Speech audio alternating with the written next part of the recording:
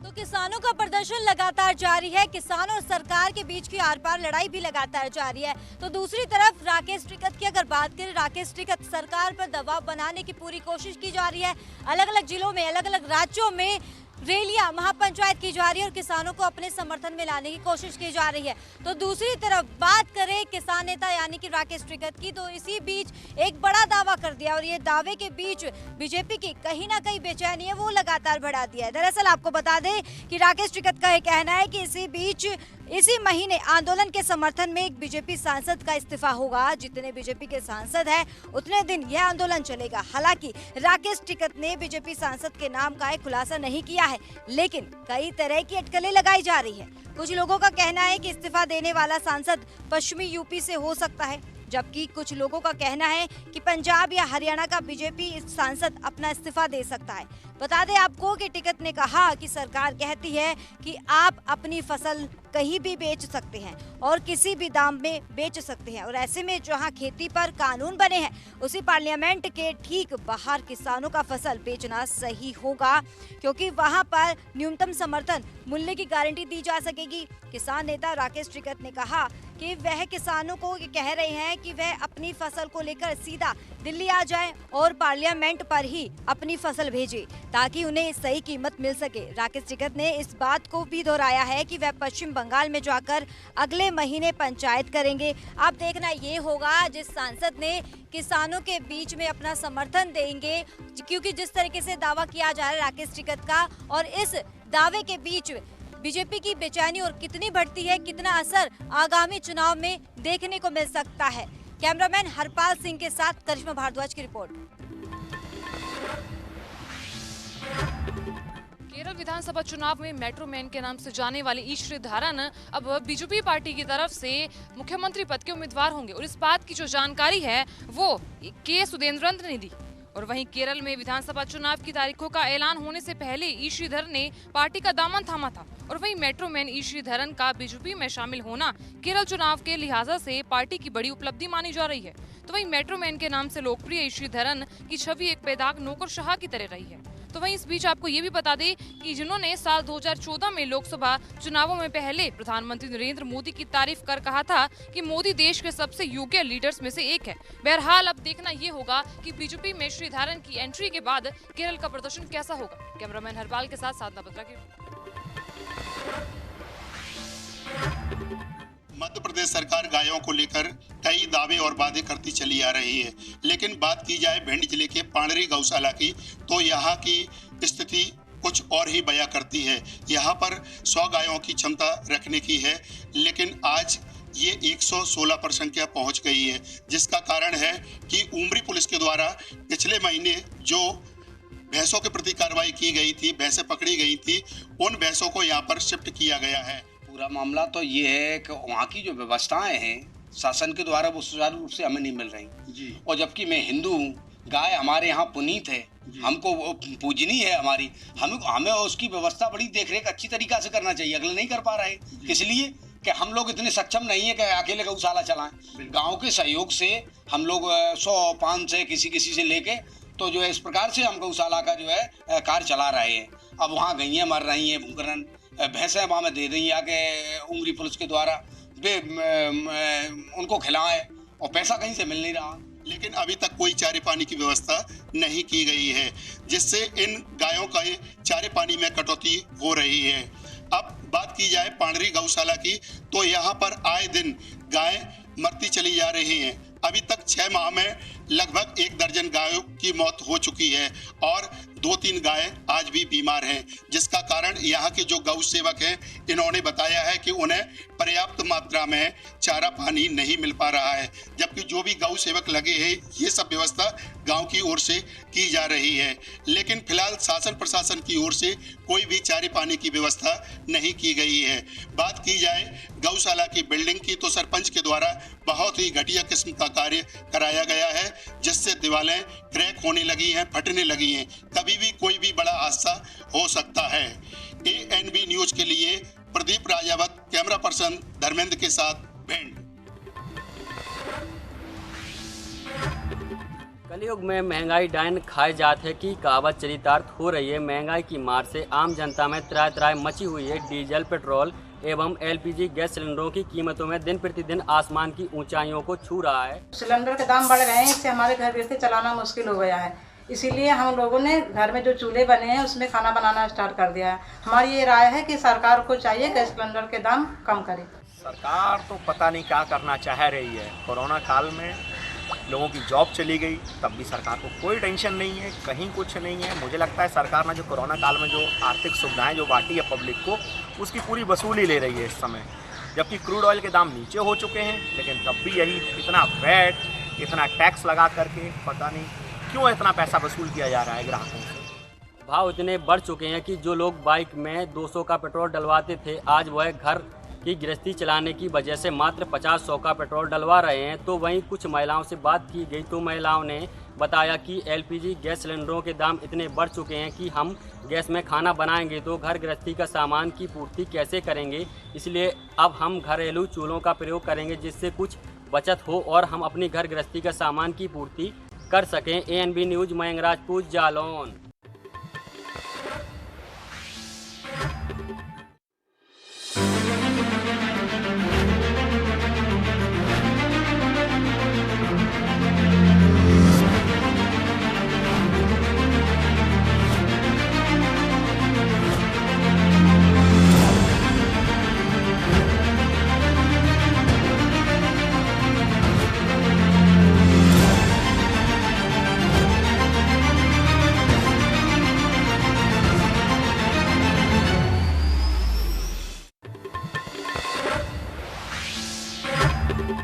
शिक्षा विभाग में बाबू के पद पर तैनात अमित भास्कर ने बीएसए रामपाल राजपूत पर गंभीर आरोप लगाए हैं।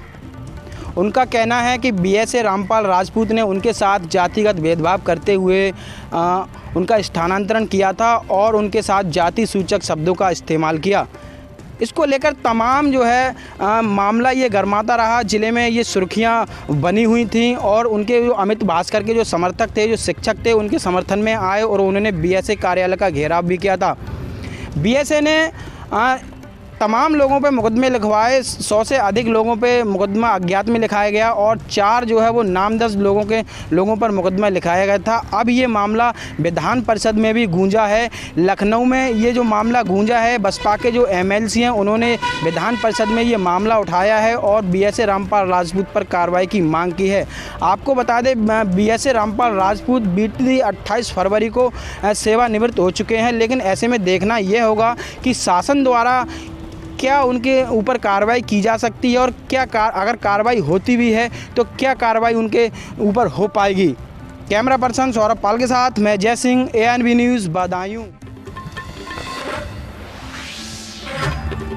चुनाव का माहौल आते ही विपक्षियों द्वारा 4-4 साल, 4.5 साल पहले के गड़े मुर्दे अब उखाड़े जाने शुरू हो गए हैं। अब हर प्रत्याशियों के खिलाफ उनके जांच के लिए आवेदन दिए जा रहे हैं, प्रार्थना पत्र दिए जा रहे हैं। ऐसा ही एक मामला गोरखपुर के सजनवा के डेबापार गांव का है, जिसमें वहां के निवासी प्रेम सिंह ने अपने प्रधान मनमोहन सिंह के खिलाफ एक प्रार्थना पत्र दिया है जिसमें उन्होंने जांच की मांग की है। जब इस संदर्भ में ग्राम प्रधान से बात की गई तो प्रधान ने बताया कि जिस आदमी ने मेरे खिलाफ आवेदन दिया है, मेरे खिलाफ प्रार्थना पत्र दिया है, वही आदमी लगभग 4 साल तक मेरा मुंशी था और प्रधानी के दौरान सारे कामकाज वही देखता था। उनके व्यक्तिगत कारणों की आपूर्ति न करने के कारण वो अब मेरे खिलाफ एप्लीकेशन दे रहे हैं, जबकि मैंने उन्हीं से सरकारी ज़मीन जो कि लगभग 1 एकड़ 18 डिसमिल के आसपास थी, जिसको उन्होंने फर्जी तरीके से अपने नाम चढ़वाया था, मैंने मुकदमा लड़के उस सरकारी ज़मीन को उनसे मुक्त कराया है, जिसके वो खुन्नुस में रंजिशवश मेरे खिलाफ एप्लीकेशन दे रहे हैं। समस्या सर यही है कि मेरे ग्राम में ग्राम प्रधान द्वारा जितने कार्य कराए गए हैं, जैसे आवास हुआ, आवास जिसके ना घर में पुलिस की नौकरी है उसको आवास दे दिया गया, जिसको आवास दिया गया वो बनवाया नहीं, पैसा निकल गया। इंटरलॉकिंग करवाने के लिए रोड दिया गया तो सबका दरवाज़ा इंटरलॉकिंग हुआ है, और नाली बनवाया गया तो नाली अपूर्ण है अभी, लेकिन उसका पूरा भुगतान कर लिया गया है।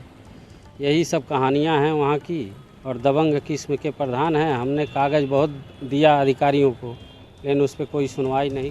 इस तरह अगर देखा जाए तो चुनाव के समय ही आरोप प्रत्यारोप का दौर शुरू हो चुका है। देखते हैं आगे सरकार इनके खिलाफ या इनके पक्ष में क्या कार्रवाई करती है। कैमरामैन अनिल के साथ मैं रवि गुप्ता, एनबी न्यूज।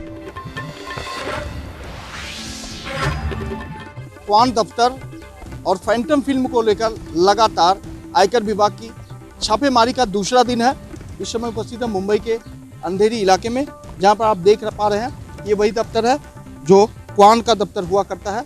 यह मधु मंटेला का दफ्तर है, जहां पर आयकर विभाग के तमाम अधिकारी इस वक्त मौजूद हैं। जांच चल रही है। जिस तरह से बताया जा रहा है कि आयकर विभाग ने इस दफ्तर के तमाम कंप्यूटर, लैपटॉप, गैजेट्स सहित तमाम चीज़ें सीज कर लिए हैं। जिस तरह से आप देख पा रहे हैं कि कई बार जो है आयकर विभाग के अधिकारी मुंबई पुलिस के साथ आते जाते हुए दिखाई दिए।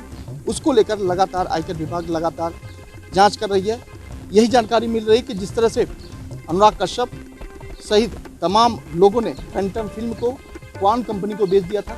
हालांकि क्यों बेचा था, कितने में बेचा था, इसकी जानकारी अब आयकर विभाग लगाने में जुटी है। वहीं दूसरी तरफ जिस तरह फैंटम फिल्म को लेकर चर्चा हुई थी कि काफ़ी बड़ी फिल्में थी, काफ़ी बड़ा बजट था, लेकिन जिस तरह से दर्शकों में आई थी उस बीच जो है इसका जो है जिक्र नहीं हुआ था। हालांकि उसको लेकर कहीं कहीं संशय जारी है। कर विभाग लगातार ये जानने की कोशिश कर रहा है कि आखिर क्या वजह थी जो अनुराग कश्यप सहित तमाम लोगों ने फैंटम को जो है क्वान को बेच दिया था। वहीं दूसरी तरफ ये भी बताया जा रहा था कि फैंटम एंटरटेनमेंट ने 2 फिल्में बनाने का फिलहाल दावा किया था, जिसमें रामायण और द्रौपदी, जिसको लेकर 7 करोड़ का बजट घोषित किया गया था। उसको लेकर भी कहीं कहीं आयकर विभाग ये जानना चाहती है, जब फैंटम को बेच दिया गया तो क्वान के पास इतने पैसे कहाँ से आए जो 7 करोड़ का बजट बनाने वाली फिल्म की बात कर रही है। तो तमाम सवाल है जो लगातार आयकर विभाग जानने की कोशिश में है। वहीं दूसरी तरफ राजनीतिक गलियारों में भी लेकर इसकी तरफ तमाम चर्चाएं आ रही है, जिसमें यह साफ तौर पे कहा जा रहा है कि कहीं न कहीं ये राजनीतिक प्रेरणा के चलते हुआ है। क्योंकि जिस तरह से देखा जा रहा था कि अनुराग कश्यप सहित तमाम जो सेलिब्रिटी थे उन्होंने किसान आंदोलन को लेकर ट्वीट किया था। शायद यही वजह हो सकती है कि आयकर विभाग लगातार उन पे दबाव बना रहा है। फिलहाल ये जांच का विषय है, लेकिन राजनीतिक गलियारों में इसी तरह की तमाम हलचलें देखने को मिल रही है। कैमरा पर्सन विनय सिंह के साथ मैं पत्रकार सोनी, एनबी न्यूज, मुंबई।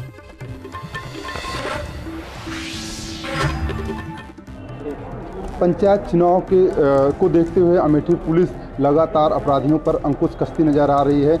ऐसे में अमेठी जनपद के जगदीशपुर थाना क्षेत्र में अपराधियों के खिलाफ लगातार पुलिस कामगिरी कर रही थी। तथा मुखबिरों की सूचना पर 2 अभियुक्तों को गिरफ्तार किया है, जिनके कब्जे से लगभग 2.5 करोड़ रुपए के ऊपर की अवैध स्मैक उनके कब्जे से बरामद की है, जिसका आज अमेठी पुलिस कार्यालय पर पुलिस अधीक्षक दिनेश सिंह ने खुलासा किया है। नशा मुक्त अमेठी अभियान के अंतर्गत कल जगदीशपुर पुलिस को बड़ी सफलता हासिल हुई। मंगोली गांव के निकट कल रात 11 बजे मुखबिर खास की सूचना के आधार पर 2 अभियुक्त जोखन सिंह और गौतम सिंह को गिरफ्तार किया गया। राजपत्रित अधिकारी की मौजूदगी में उनकी खाना तलाशी लेकर के फर्द बनाई गई, जिसमें कि पाया गया कि उनके पास से 2 किलो 650 ग्राम स्मैक बरामद हुई, जो कि अंतर्राष्ट्रीय बाजार में करीब 2.5 करोड़ रुपए से अधिक मूल्य की है। ये एक बड़ी सफलता थी और इस क्रम में हम अभी अपराधियों से गहनता से पूछताछ कर रहे हैं और इस अवैध ड्रग के कारोबार की तह तक जाने के लिए हमारी आगे भी विवेचना जारी रहेगी और हम इसमें और भी अनावरण करेंगे। यह निश्चित तौर पर अमेठी पुलिस के द्वारा पंचायती चुनाव के पहले एक अच्छी सफलता है। राजकुमार जायसवाल, एएनबी न्यूज, अमेठी। लखनऊ से लेकर चंडीगढ़ तक, मुंबई से लेकर रायपुर तक, क्या है राजनीति की हलचल, क्या है समाज का मिजाज। राजधानी लाइव, हमारी नजर, आपका फैसला, हर रोज सुबह 8 बजे सिर्फ एएनबी न्यूज पर।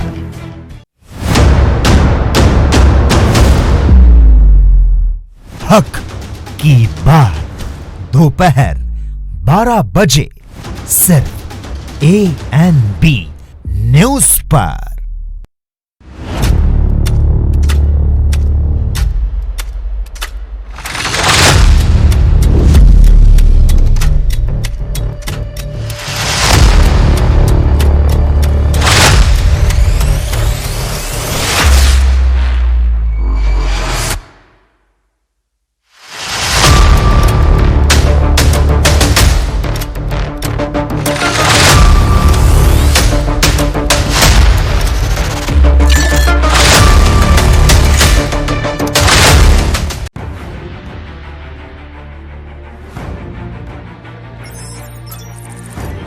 खबर चाहे सियासत की हो या सरकार की,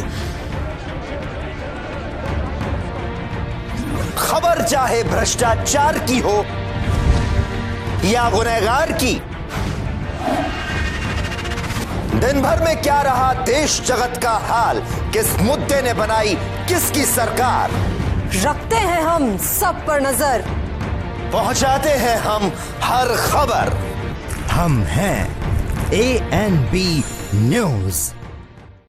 क्या आप दुबले पतले कमजोर हैं, आपकी सेहत नहीं बनती, भूख कम लगती है, वजन नहीं बढ़ता?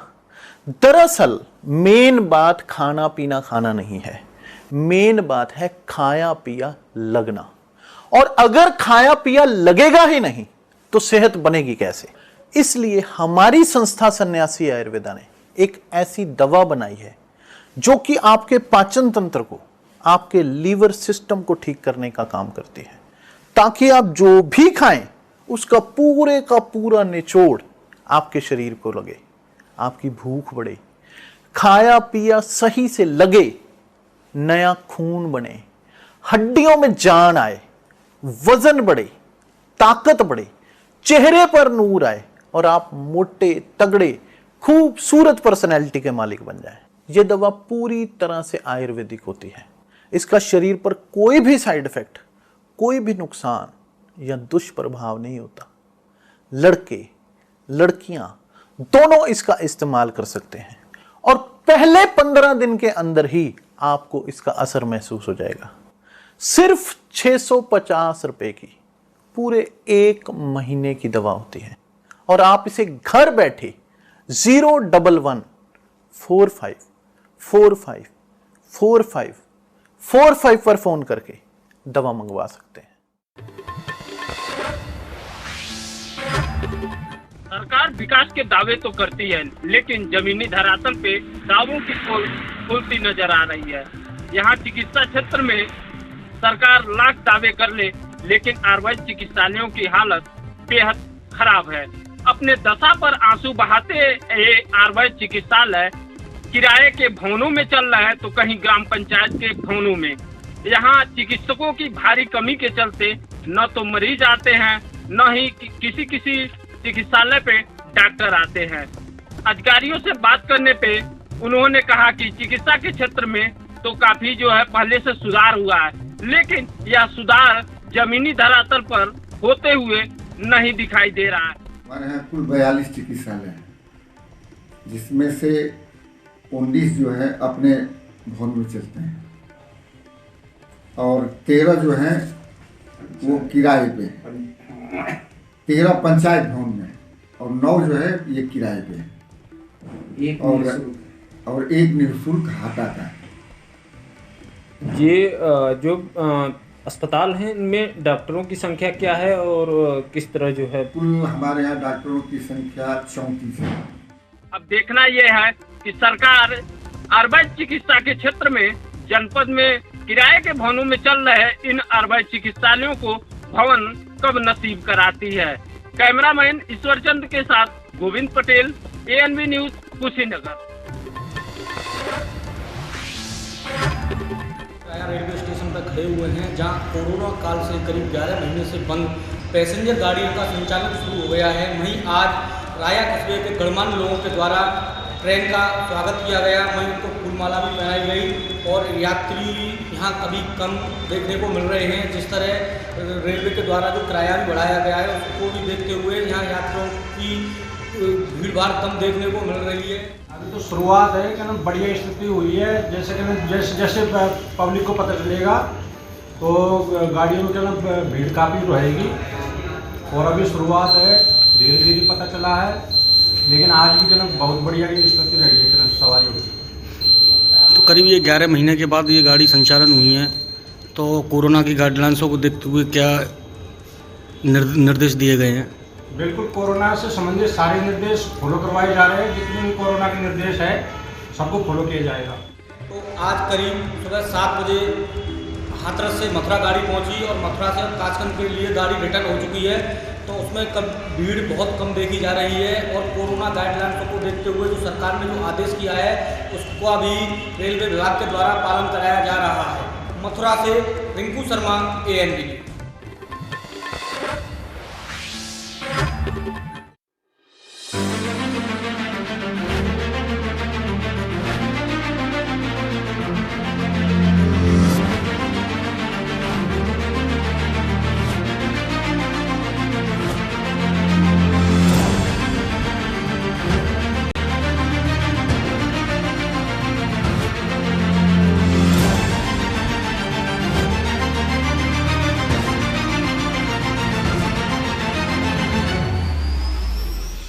मिली बड़ी कामयाबी, 18 जुआरियों को पुलिस ने किया गिरफ्तार। जुआरियों के पास से 3 लाख रुपये नगद, 19 मोबाइल फोन, 24 मोटरसाइकिल बरामद हुए हैं। कल शाम को थाना पिपरी क्षेत्र में जुआ खेलते हुए करीब 18-19 लोग पकड़े गए थे, जिनके पास से काफ़ी बरामदगी हुई थी। उन पर मुकदमा पंजीकृत करके विधिक कार्रवाई की जा रही है।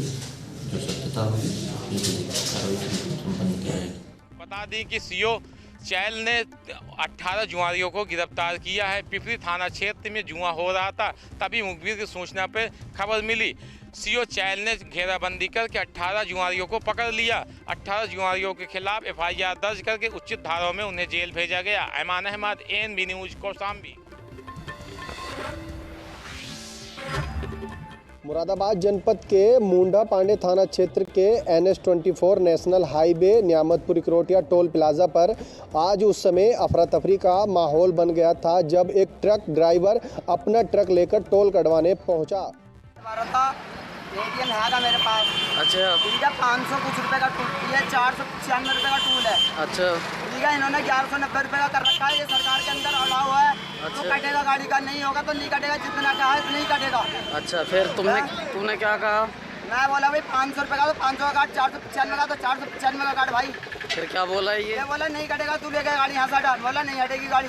फिर उसके बाद सरकार को पैसा नहीं देगी, गाड़ी बन रही है। अच्छा, उसके बाद ये सर गाड़ी पैसा नहीं भरी हो तो जिस चीज़ का सवाल का जवाब दीजिए मुझे। जब ट्रक चालक ने टोल कटवाया तो उससे सरकारी शुल्क से ज़्यादा टोल काटा जा रहा था, जिसमें उसने उसका विरोध किया तो टोल कर्मियों ने उसके साथ गाली गलौज कर उसके साथ जमकर मारपीट की। मारपीट में यहाँ तक उसके कपड़े तक फाड़ दिए गए। ट्रक चालक से जब बातचीत की गई तो ट्रक चालक का साफ तौर पर कहना है कि मुझसे सरकारी शुल्क से अधिक 1100 रुपये वसूले जा रहे थे, जबकि सरकारी शुल्क की मान्यता सिर्फ 500 रुपये तक है। यह लोग धांधलीबाजी कर अपने पैसे कमाने के चक्कर में ज़्यादा टोल काट रहे हैं, जिसमें मौके पर पहुंची पुलिस ने ट्रक चालक को डराया धमकाया। यहां तक कि पुलिस ने भी उससे हाथ पैर जुड़वाकर उसे ही गाली गलौज कर अपहृता की। अब देखने वाली बात यह होगी कि जिस तरह से टोल कर्मचारियों की एक पुलिसकर्मी की वीडियो सामने आई है, टोल कर्मचारियों की धांधलेबाजी सामने आई है, क्या इस पर मुरादाबाद प्रशासन और उत्तर प्रदेश की सरकार संज्ञान लेती है या फिर यूं ही यहाँ टोल प्लाजा पर इसी तरह धांधलेबाजी और पुलिस वालों की गुंडागर्दी चलती रहेगी। ANB news, Bajid Ali, Moradabad. मुंबई से सटे पालघर जिले में अवैध संबंधों के चलते एक पत्नी ने कुछ लोगों को मिलकर अपने ही पत्नी की हत्या करवा दी। ये मामला बड़ा संगीन है क्योंकि इस हत्या करने के मामले में पुलिसकर्मी ही नहीं बल्कि उनके साथी पुलिस कर्मचारी भी इसमें मौजूद थे। इसमें जो मृतक की पत्नी है वो भी पुलिसकर्मी है और एक पुलिसकर्मी है। कुल मिला के 2 पुलिसकर्मी को भी इसमें गिरफ्तार किया गया है। सर, इस घटना को इन लोगों ने क्यों अंजाम दिया है? एक प्राइमरी प्रिलिमिनरी इन्वेस्टिगेशन के मुताबिक इसमें जो मृतक की पत्नी है उसका इलिसिट रिलेशन है और उसको जो जिसके साथ इलिसिट रिलेशन है उसको उसने बताया कि जो मृतक है उसका पति है उसको खत्म करना है। पुलिस ने सभी को गिरफ्तार कर लिया है। पुलिस अधीक्षक ने बताया कि इसमें पुलिसकर्मी भी हैं और जिनको गिरफ्तार करके अब हवालात में उपस्थित किया जाएगा।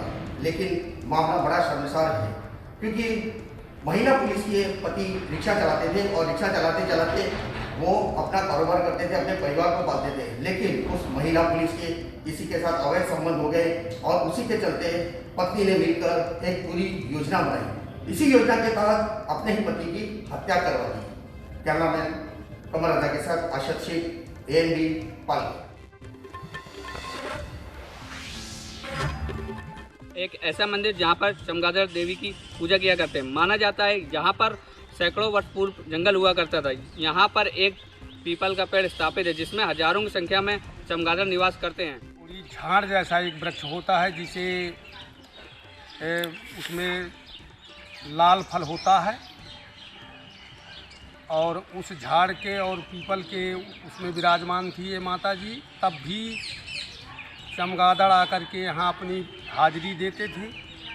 आज भी जब सायंकाल आरती होती है, प्रातः काल भी करीब वही ब्रह्म बेला में उनका करलव होता है।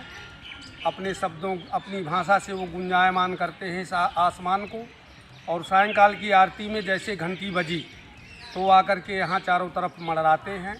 कुछ चरवाहे यहाँ आया करते थे। उन पीपल के पेड़ के तने से एक मूर्ति निकली जिसको यहाँ पर स्थापित करने के बाद मंदिर की स्थापना की गई, जहाँ पर हजारों की संख्या में श्रद्धालु आकर माता रानी की पूजा अर्चना करते हैं। यहाँ पर रहने वाले हजारों की संख्या में जो चमगादड़ हैं वो मंदिर की परिक्रमा किया करते हैं। मंदिर में आने वाले श्रद्धालुओं का आस्था कहें या चमत्कार, तो वहीं लोगों का मानना है कि यहाँ आने से उनकी सभी मनोकामनाएं पूर्ण होती है। हमीरपुर से सीनू निषाद, ANB न्यूज़।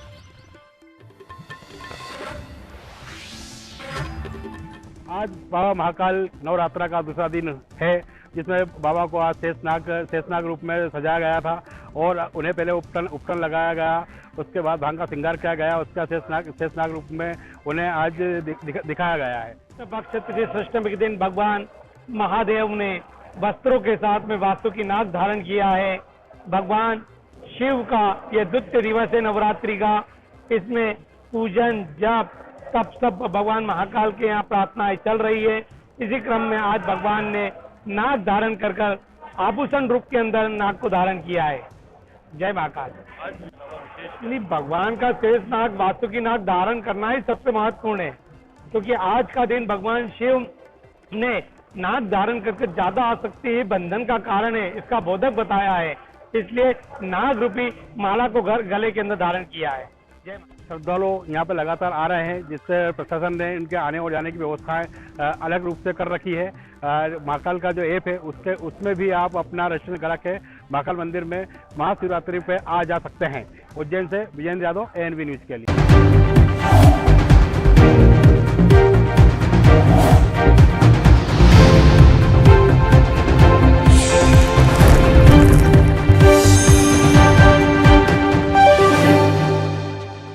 क्या आप दुबले पतले कमजोर हैं, आपकी सेहत नहीं बनती, भूख कम लगती है, वजन नहीं बढ़ता? दरअसल मेन बात खाना पीना खाना नहीं है, मेन बात है खाया पिया लगना। और अगर खाया पिया लगेगा